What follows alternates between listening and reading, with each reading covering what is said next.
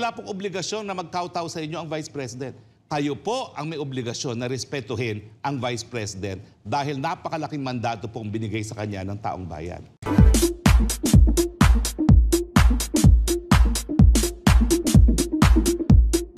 Ang issue talaga, Attorney Claire. Ang issue natin, partner, mga kayubi, nadinig nyo na siguro, napanood nyo na siguro, yung mga hinaing ng unang ginang ni First Lady kay VP Sara. Liza. Di ba? So, lumalabas talaga dito na mukhang mas matimpi si PBBM. Well, anyway, kasi babae. Napikon na siya. Oh, bakit nga daw ba siya napikon, mga kayubi? Yung napikon siya yung yung unang-unang sinabihang bangag si Pangulo. Siguro yung iba pa medyo na napagtitimpian pa niya. Pero saka at the same time, partner, yung time na yon, yung unang prayer rally sa Davao, nabanggit din kasi yung pangalan niya. About yung taking drugs. Hindi na nakapigil si si First Lady. Tapos nung binanggit niya ang bangag, tapos nagkita sila ni Sara. I don't know, mga kayubi, I don't know kung kayo ba si VP Sara at yan ang sinabi ng magulang mo, mga kapatid mo. What should be your reaction? Should you say sorry? Sorry po, hindi ko po mapigil ang tatay ko, ang mga kapatid ko, but I would be the one to apologize. Sa susunod pa pagsabihan ko. Should that be the right reaction? Or dead ma ka lang as if walang nangyari? Dead ma siya, no? Nakita sa video nung paalis nila sa partner papuntang Vietnam. Sa upuan. Hindi rin. Kasi ito nga sabi niya, may bumati daw sa kanya. Sabi niya, ang ganda mo, parang gano'n, maganda ka. Ay, hindi nga bangag parang, so parang, nagpapasaring na siya. Pero dead ma pa rin kay VP Sara. Pagdating pa lang ni Pangulong Bongbong Marcos at First Lady Liza Araneta Marcos sa kanilang departure ceremony sa Villamor Air Base, kanina, bago lumipad pa Hanoi, Vietnam, ramdam na ang matamlay na pakikitungo ng First Lady kay Vice President Sara Duterte. Hindi sila nakitang nagbatian kahit magkatabi sila sa upuan. Hindi naman na nahagip ng kamera kung nag-uusap ba ang dalawa. Gayunman, pareho silang special mention sa talumpati ng Pangulo. We must complete this by greeting our First Lady. First Lady Luis Marcos and our Vice President Sara. Pagkatapos ng talumpati, nakitang nagbeso sina Pangulong Marcos at VP Sara. Unang pagkikita nila yan matapos sa mga maanghang na patutsyada ng mga Duterte kay PBBM. Sinubukan naming kunan ng komento si VP Sara pero hindi siya sumagot sa media. Hi, ma'am. Would you like to comment na? Comment lang, ma'am. Kung ang Pangulo at Vice ay nagpansinan, hanggang sa mismong pag-akyat sa eroplano, halatang nagkakailangan sina Liza at VP Sara. Parehong nakapwesto sa may hagdanan paakyat ng eroplano sina Duterte at Executive Secretary Lucas Bersamin. Kinamayan sila ni PBBM pero dumiretso lang ang First Lady. Sa isang punto, binalikan pa ni Liza si Bersamin at saka niyakap at bineso. Pagkatapos, nilagpasan lang ulit ng First Lady si VP Sara na nooy kausap ni Pangulong Marcos. Nauna nang umakyat sa hagdan si Liza at di nagpaalam sa bise. So di ko alam, mga kayubi, kasi the way I see it, ang basa ko, sa hindi pag-react ni VP Sara,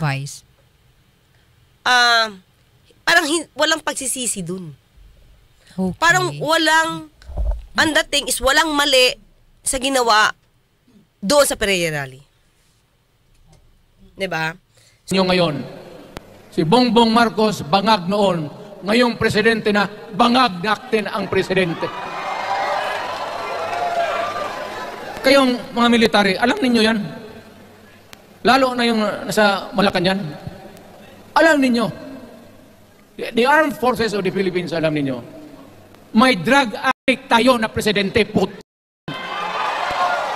So samantalang, welcome na welcome pa rin siya ni PBBM.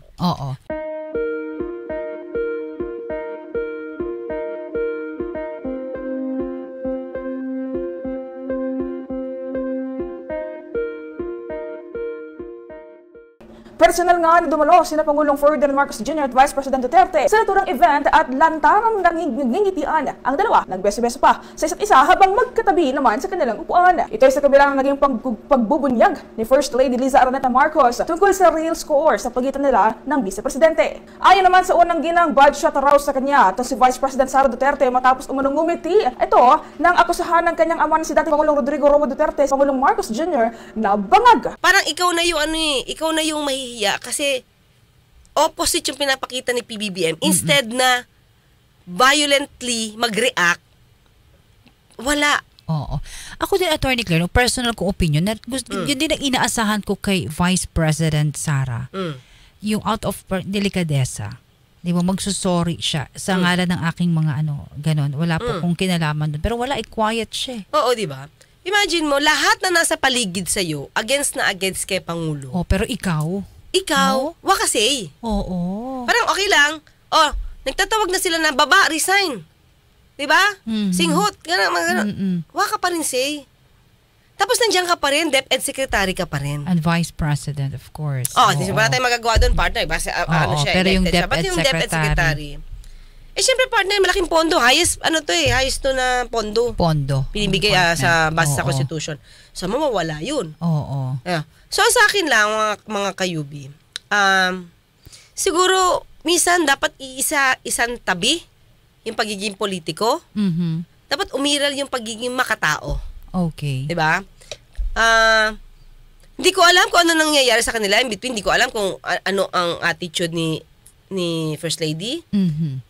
Pero dapat, tingin ko, kung itong ginawa ng tatay mo, tapos ang bait-bait naman sa'yo ni PBBM, ikaw na yung magpahinto. Pero sabi nga natin mga kayubi, hindi niya kaya, attorney. Hindi siya magpapahinto. Anong hindi niya kaya? Ang tatay niya. Hindi niya kaya. Pinag-usapan na namin to kahapon. Pinag-usapan natin to mga kayubi.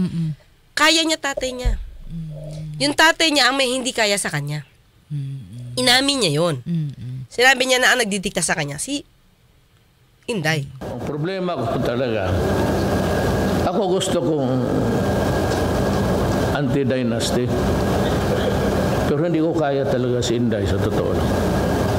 Away lang. Siya nagdidictate eh. Siguro niya kita na tanda na ako. So, di ba, kung ganyan kakalakas at ganyan ang tingin sa'yo ng tatay mo, hindi ba mas magandang ikaw na yung mamagitan? Oo. Kaya lang, kasi yung ginagawa ng tatay mo sa kanong mga nakapaligid sa iyo na nag-a-asking for the resignation of PBBM, ikaw kasi yung makikinabang. Siya yung susunod attorney. So, ikaw ba na makikinabang, ipapahinto mo ba yung hindi magandang ginagawa? Parang doon ka nag-iisip ka ngayon. Doon ka tumutulay eh. Oo. Di ba? Oo. Ano uunahin mo? Yung pagiging makatao mo? O yung iniisip mong pakinabang mo? Siyempre, alam mo na, attorney. Saan ka doon? Oo. Diba? Kasi doon sa may pakikinabangan mo, kamag-anak mo lahat to eh. Saka mga kaibigan mo. Tsaka siya yung susunod eh. Kung magsusorry ka at magiging makatao ka kay PBBM, ay wala ka. Diba? Mas mabilis maging presidente dito sa kabilang side. Exactly, attorney. Diba? So, yun lang yung sa akin. Kaya lang, sabi nga natin, hindi titino ang bansa. Kasi, kung ever since 2022 pa lang, kauupo pa lang, ito na iniisip nyo, siraan si PBBM. Para alam na kung anong tatahakin, diba? Attorney Claire, oo. Kaya sabi ko nga meron ako nadinig na ganyan eh. Siguro aside from Percy Lapid, meron pa mga iba na may nag-iisip na yun talaga yung tahak. Parang pinaplano. Hindi ko sabing totoo to. Pero may mga nakakapagbasa ng movement. Na sana hindi totoo, partner. Siyempre, basa lang naman nila yun eh. Diba? Prediction lang nila yun. Pero sana hindi. Kaya lang parang nangyayari kasi. Inuumpisahan na si Bongbong Marcos, tambakan ng issue. Mga kaibigan, niyayanig na para humina na. Ako, paniwala ko, bago pa mag-eleksyon, nakaplano na yan. Pinlansya na yan. Kaya kung mabagal-bagal, itong si Marcos Jr., baka pulutin ito sa kangkungan. Tapos, sabihin ni Atty. Harry Roque na parang dapat ang magbigay na, kasi sinabi kasi ni First Lady na bad shot na siya sa akin, parang gano'n, di ba? Para ang nagdidiman pa dapat ng respect daw ay si VP Sara. Bad shot siya sa akin. Yan po ang matapang na binitawang salita ni First Lady Liza Araneta Marcos laban kay VP Sara. At ang dahilan daw, pupunta sa rally, tatawagin ang presidenteng bangag at tatawa-tawa pa. Lahat. Tapos ang dumating na nga si Senator Marcos, dun sila sa likod.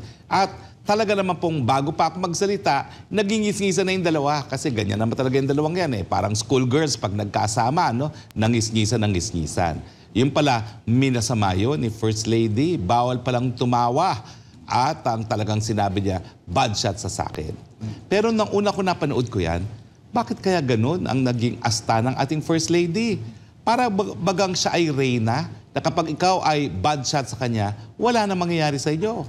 Kailan pa ba naging napaka-impluensya ng First Lady na kinakailangan good shot sa kanya ang Vice President? Siguro kinakailangan paalalahanan ng ating First Lady, Ma'am, bawal po ang titulo ng royalty dito sa Pilipinas. Sana pinanood mabuti ni Atty. Harry Roque yung video. Makikita ba doon sa video na nagdidiman ng respeto si First Lady mula kay VP Sara? Hindi ba ang ipinagtatanggol lang niya ay yung kanyang asawa na tinawag ni dating Pangulong Duterte na bangag, drug addict, na pinagre-resign ninyo? Manghihingi kayo ng respeto para kay VP Sara? Samantalang yung Pangulo natin, hindi nyo kayang irespeto? Hindi ba dapat lahat tayo nagre-respetuhan? Ano ang gusto ninyo? Ang irespeto lang ang mga Duterte, si VP Sara? At ang pambabastos kay PBBM ay ayos lang? Kahit anong sabihin yung mga salita? Na in-encourage nyo pa yung mga audience, yung mga taong nanonood sa inyo, na tawaging bangag ang dating Pangulo? Yan ba yung respeto? Lahat halos na umakyat sa stage. Talagang binastos si PBBM.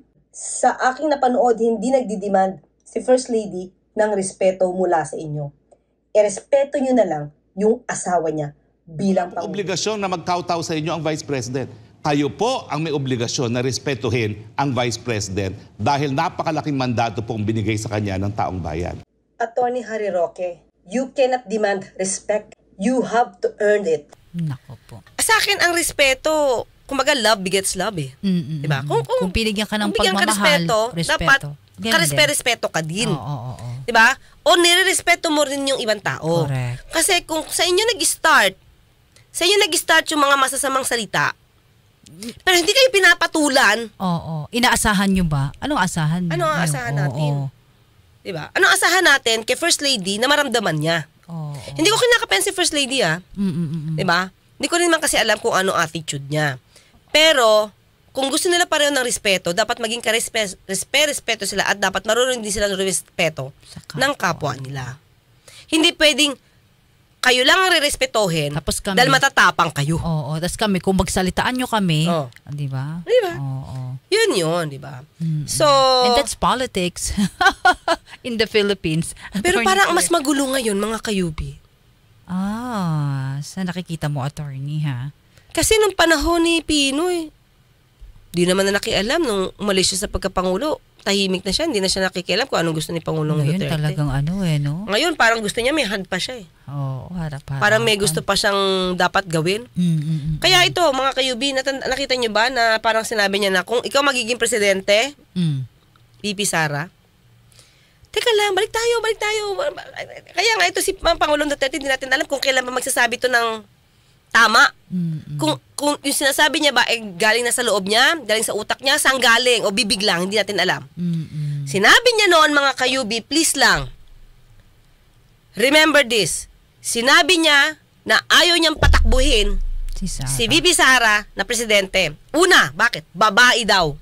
Have you heard of Rodrigo Duterte, the president of the Philippines? He said something recently which needs to be called out. Duterte said presidency is not for women. Why? He said women are emotional, hence not fit for office. He was addressing speculation of his daughter running for office. He said presidency is quote-unquote not for women. The emotional setup of a woman and a man is totally different. Sinabi niya yan. Diba? At saka siya nga, ayaw na nga niya, di ba? Sabi niya, in the middle, may drama pa siya. Sabi niya na gusto niya nang umalis pagka-presidente kasi nakakapagod. Bakit mo ngayon pinupush yung anak mo At sasabihin mo na pag ikaw naging presidente, so may balak. Oh. So dinadaya nyo lang kami na walang balak chuchu. Meron. Drama. Diba? No, Sabihin nyo na yung totoo. Wag yung drama-drama. Well, anyway, Tatay Diggs is known for that. Daming gimmick. Di tatakbo. Yung sinabi niya, tapos... Mesab, tatakbo. Sinabi niya kahapon, tapos ngayon, iba na naman yung... Iba na naman. Tapos magpapakalbo si VP Sara para sabihin lahat ng tao gustong tumakbo si Tatay Diggs. In fact, tatakbo pala. Diba? So, let's be truthful. Wala na yung drama-drama. It's for the country. Isipin natin yung sa bansa. Diretso lang tayo. Diretso lang tayo kung ano yung dapat nating gawin. Kung ano yung nasa isip natin, kung ikabubuti sa bansa natin, yun na lang. Sige na lang, oo. Kung ayaw patakbuhin, huwag patakbuhin. Kung gustong patakbuhin, sabihin nyo na. Wala nang drama-drama. Wala nang ganyanan, Attorney Claire. Ito, the way I see it, pagsasabi ni dating Pangulong Duterte na, kung tatakbo ka, so, mind conditioning yun sa tao. Ano ang pamimigay? Lupa. Lupa. So, pangmasa. O bote na natin si kasi lupa ay pamimigay niya. Nung panahon ba niya, ilan bang lupa na pamigay niya? Yun lang ang tanong doon. Ito nga, partner, babalikan ko lang, pero matagal na to. Oo. Yun ngang lupa sa di ba? Yung lupa nga sa Prayer Mountain na napunta kay Pastor Kibuloy. Supposed to be, sila din naman nag-reveal, isi-sequester nga. Oo. Agricultural yun, partner. Ilang ektarya yun. Agricultural. Naharang Sabi ni Pastor Kibuloy, ang lumakad para hindi ma-sequester, si Pangulong Duterte. Ayun. Diba? Hindi naman napamigay sa mga farmers. Meron pang kaso yun, partner.